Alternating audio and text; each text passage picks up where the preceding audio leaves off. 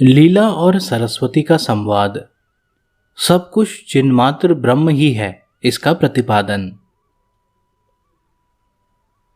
श्री सरस्वती जी ने कहा, जैसे आंख खोलने पर प्राणी को सारे रूप अच्छी तरह दिखाई देने लगते हैं, उसी प्रकार मृत्यु रूपी मूर्छा के दूर होने पर जीव को शीघ्र ही संपूर्ण लोकों का पूर्णतः भान होने लगता है।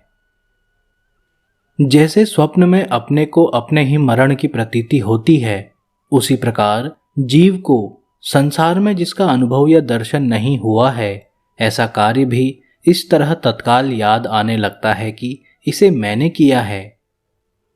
चिन्मय आकाश रूप परमात्मा के भीतर माया रूपी आकाश में इस तरह की अनंत भ्रांतियां भाषित होती हैं। यह जगत नाम की नगरी जो बिना दीवाल के ही प्रतीत होती है, वास्तव में कल्पना मात्र है, सत्य नहीं। यह जगत, यह सृष्टि इत्यादि रूप से स्मृति वासना ही विस्तार को प्राप्त हो रही है।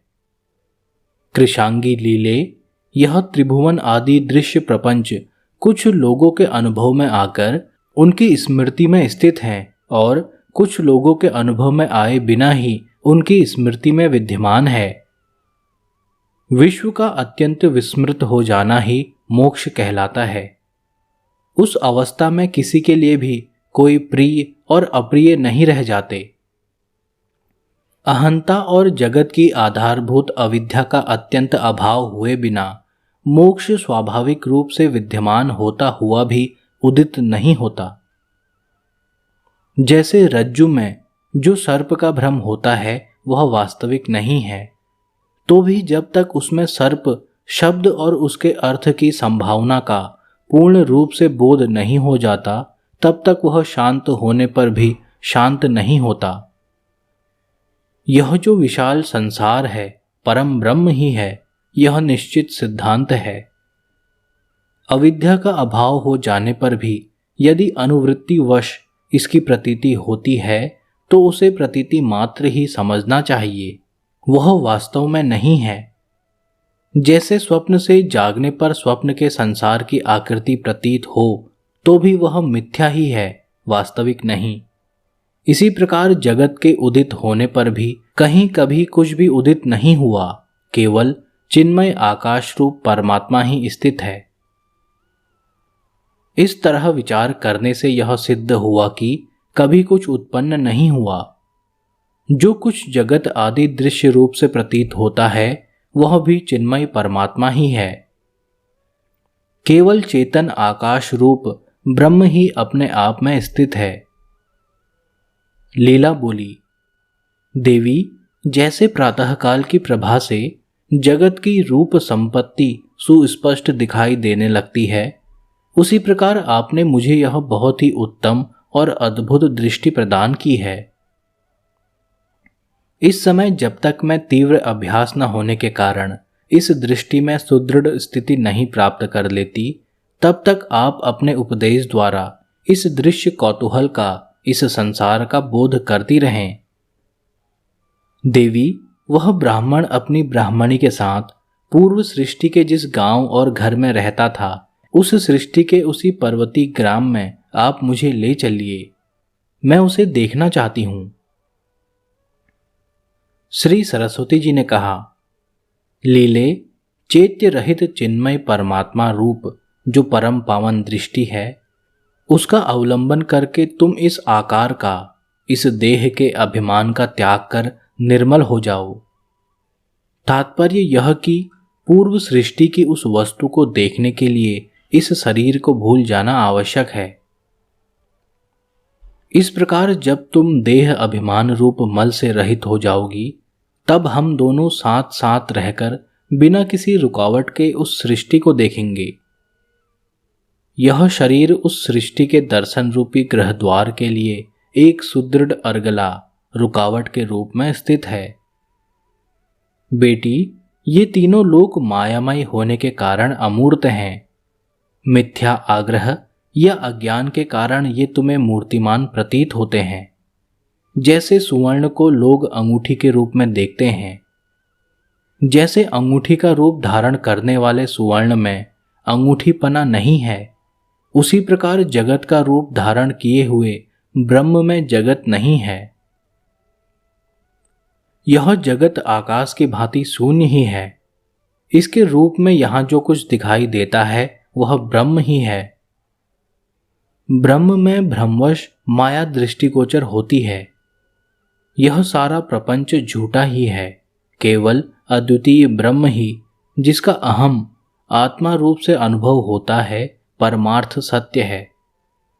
इस विषय में उपनिषदों के वाक्य, गुरुजनों के उपदेश और अपना अनुभव प्रमाण है।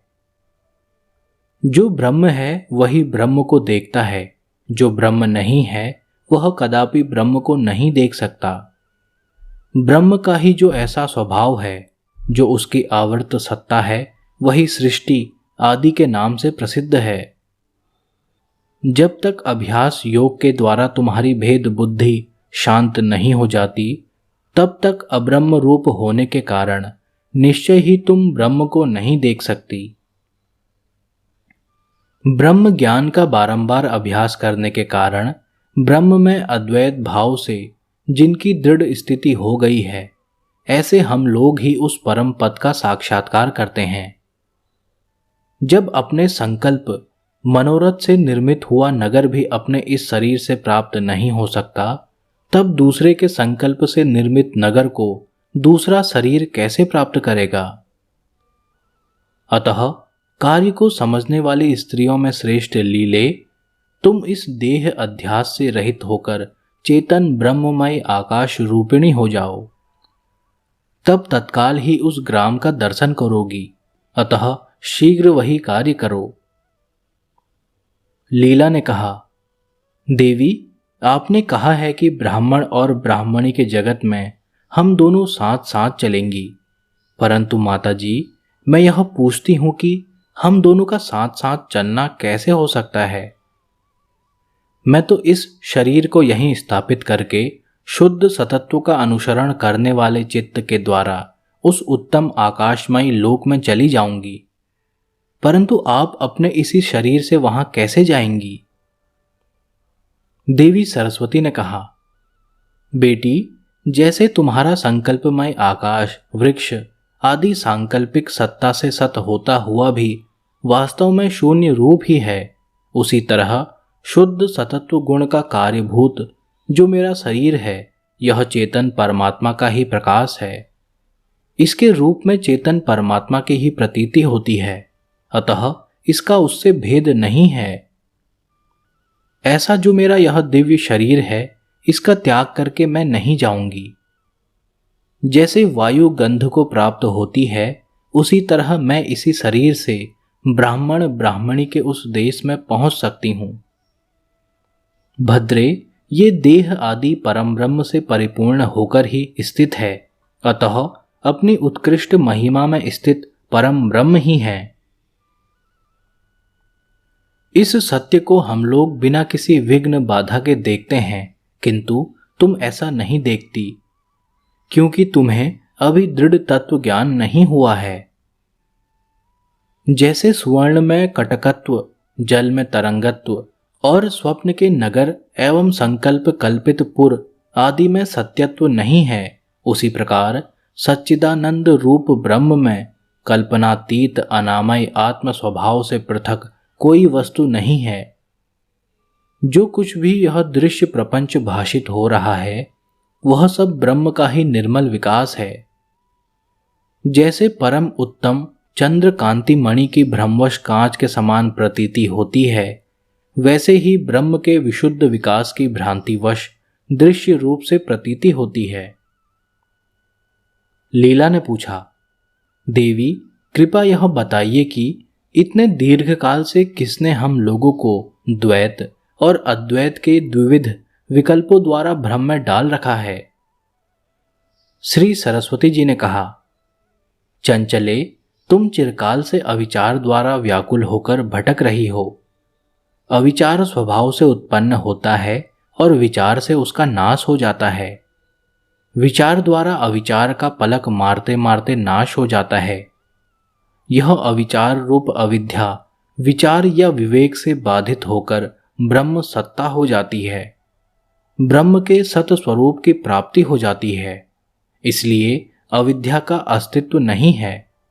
अतः न तो कहीं अविचार है, न अविद्या है, न बंधन है और न मोक्ष ही है। यह जगत शुद्ध बोध स्वरूप चिन्मय ब्रह्म ही है। चूंकि इतने समय तक तुमने इसका विचार नहीं किया, इसलिए तुम्हें बोध नहीं हुआ। तुम भ्रांत एवं व्याकुल ही बनी रह गई। आज से तुम्हारे चित्त में वासना का क्षय रूप बीज पड़ गया है। इसलिए अब तुम विवेकशालिनी, प्रबुद्ध एवं विमुक्त हो।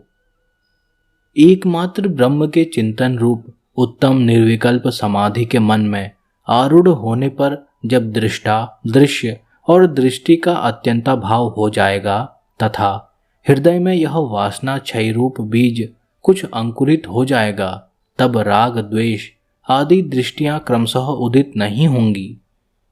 संसार की उत्पत्ति भी निर्मूल हो जाएगी और निर्विकल्प समाधि पूर्णतः स्थिरता को प्राप्त होगी। इस तरह निर्विकल्प समाधि के स्थिर होने पर कुछ काल के अनंतर माया आकाश और उसके कार्यों के अधिष्ठान स्वरूप निर्मल आत्मा के साक्षात्कार से तुम भ्रांति ज्ञान रूप कालिमा के कलंक से शून्य होकर संपूर्ण प्राणियों की भ्रांतियों का, उनकी कार्यभूत वासनाओं का और उनकी कारणभूत अविद्या का जहां अंत हो जाता है, उस मोक्ष रूप परम पुरुषार्थ में प्रतिष्ठित हो जाओगी।